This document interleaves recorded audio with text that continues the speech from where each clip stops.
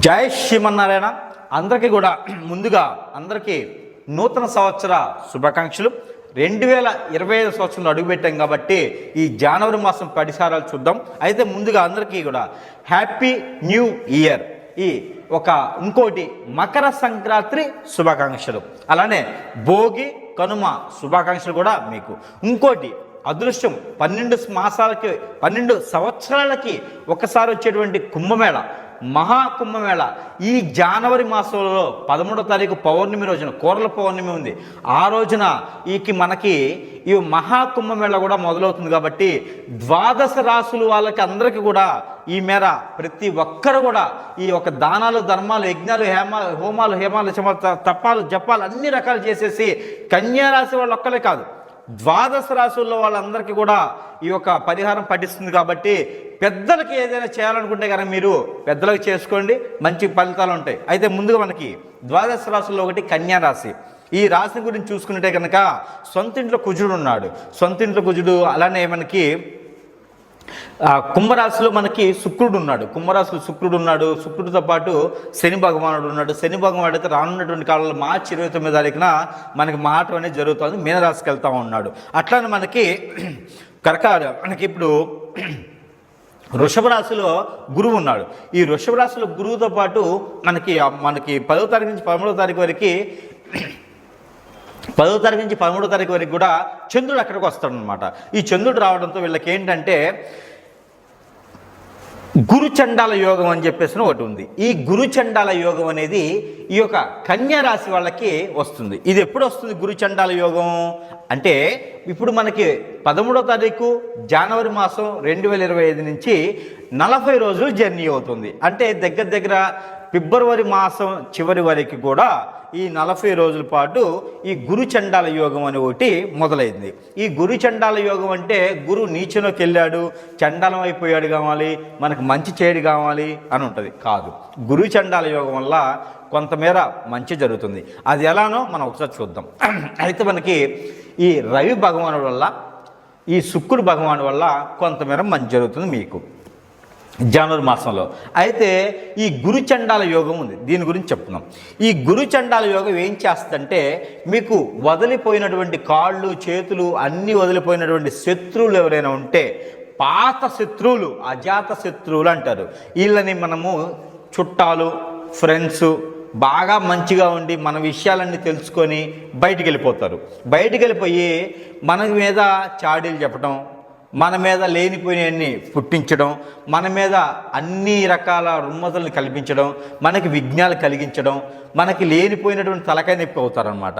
అది మన దగ్గర డబ్బులు తీసుకొని ఇవ్వకపోవటం, మనతో గొడవాడటం, అంటే ఈ కన్యారాశి వాళ్ళతో గొడవాడటం, డబ్బులు ఇవ్వకపోవడం, చాడీలు చెప్పడం, వాళ్ళ మీద చెప్పుకోవడం, ఇవన్నీ కూడా చాలా గొడవలు అవుతాయి అన్నమాట. అంటే పాత శత్రువులకి మళ్ళీ ఆయువు పోసుకొని వచ్చేదానికి ఆస్కారం ఎక్కువ కనిపిస్తూ ఉంది.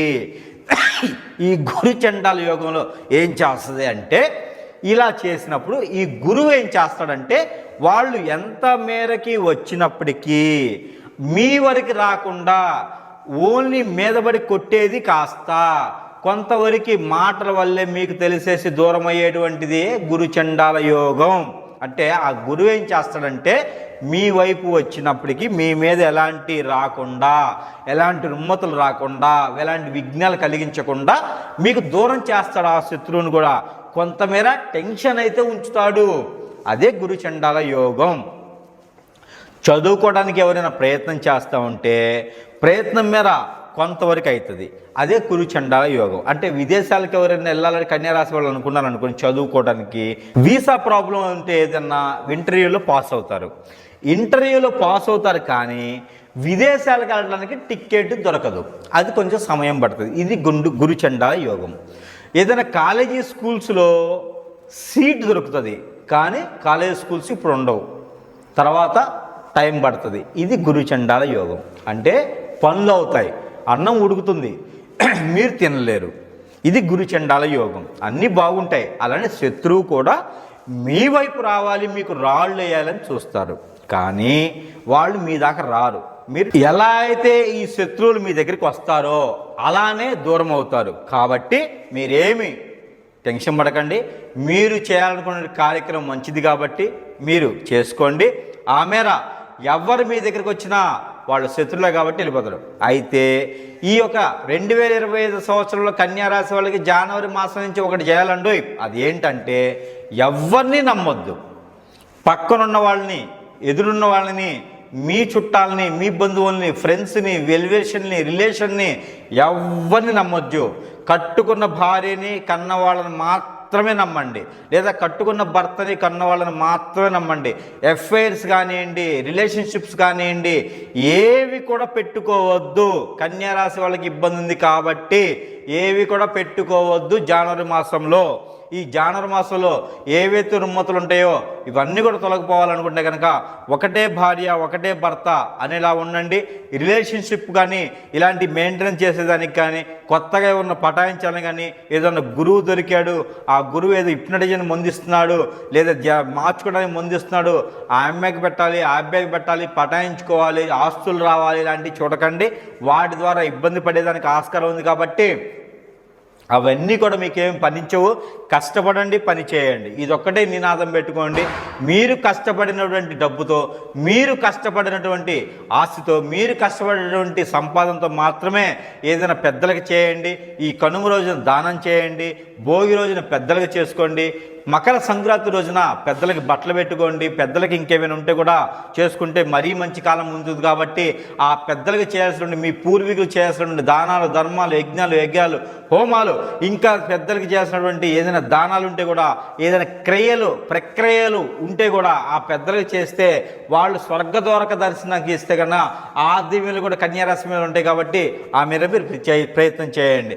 మీ కన్యారాశి వాళ్ళకి మరింత బాగుండాలి. ఈ కన్యారాశి వాళ్ళు జనవరి మాసం మొత్తం 2025 సంవత్సరంలో రాణించాలనుకుంటే కనుక, ఏ రంగంలో అయినా సరే బాగుండాలని కన్యారాశి వాళ్ళు అనుకుంటే కనుక ఖచ్చితంగా కొన్ని పనులు చేయండి.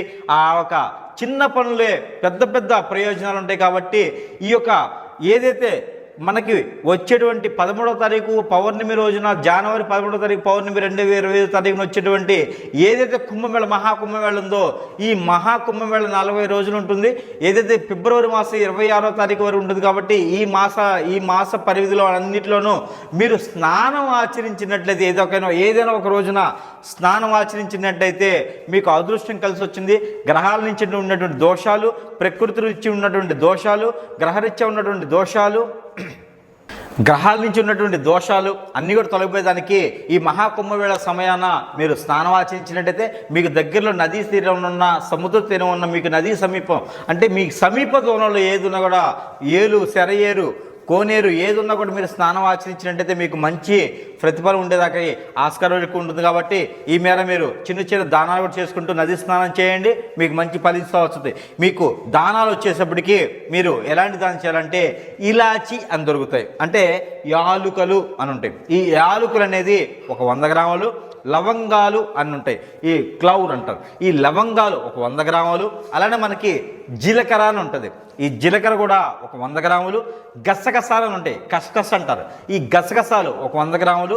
ఈ 4 కూడా తీసుకెళ్ళేసి మీకు ఎక్కడైతే స్నానం ఆచరిస్తారో ఈ స్నానం చేసేటువంటి దగ్గర మీరు స్నానం ఆచరించిన తర్వాత గ్రహరీత్యా ఉన్నటువంటి దోషాలు, పూర్వీకుల నుంచి వచ్చేటువంటి దోషాలు, పెద్దల నుంచి వచ్చేటువంటి దోషాలు, అలానే కాలసర్ప దోషం, కాలదోషం, అలానే శని దోషం, అలానే గురుదోషం, మీకున్నటువంటి ఏదైతే దోషాలు ఉన్నాయో, అలానే మీకు ప్రకృతి దోషం ఏదైతే ఉందో, నరదిశి, నరఘోష, శని దోషం, ఏదైతే శుక్రదోషం, అలానే మీకు కుజుదోషం, ఇలాంటి దోషాలన్నిటి కూడా పటాపంచలేదానికి మీరు ఒక స్నానం ఆచరించేటువంటి ఈ తీరంలో స్నానం చేసిన మునుపుట ఇవన్నీ కూడా దాంట్లో ఇవన్నీ కూడా నాకు ఎలాంటి దోష కూడా రాకుండా ఉండాలని చెప్పేసి కవర్ తీసేసి అవన్నీ కూడా అందులో పోసినట్లయితే కనుక మీకు ఆ రుమ్మతులని తొలగిపోయి, విజ్ఞానాన్ని తొలగిపోయేసి మీకు అదృష్టం కలిసి వచ్చింది. కాబట్టి ఈ మేర మీరు ప్రయత్నం చేయండి.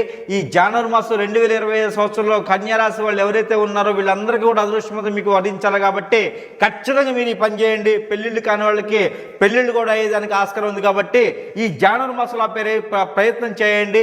ఈ చిన్న పరిహారాలు చేసుకోండి. మీకు దగ్గరలో ఎక్కడైనా గ్రామ దేవత ఆలయం ఉంటే కనుక ఈ గ్రామ దేవత ఆలయంలో పుట్నాల పప్పు, అటుకులతో పాటు పుట్నాల పప్పు, పప్పుతో పాటు ఎండి మిరపకాయలతో పాటు మీరు కనుక ఉల్లిపాయలు 2 ఏ పొట్టు తీయకుండా పెద్ద ఉల్లిపాయలు 2 కనుక నైవేద్యం కనుక పెట్టినట్టయితే మీకు బొడ్డురాయి ఉన్న మన గ్రామాల్లో బొడ్డురాయి అని ఉంటుంది.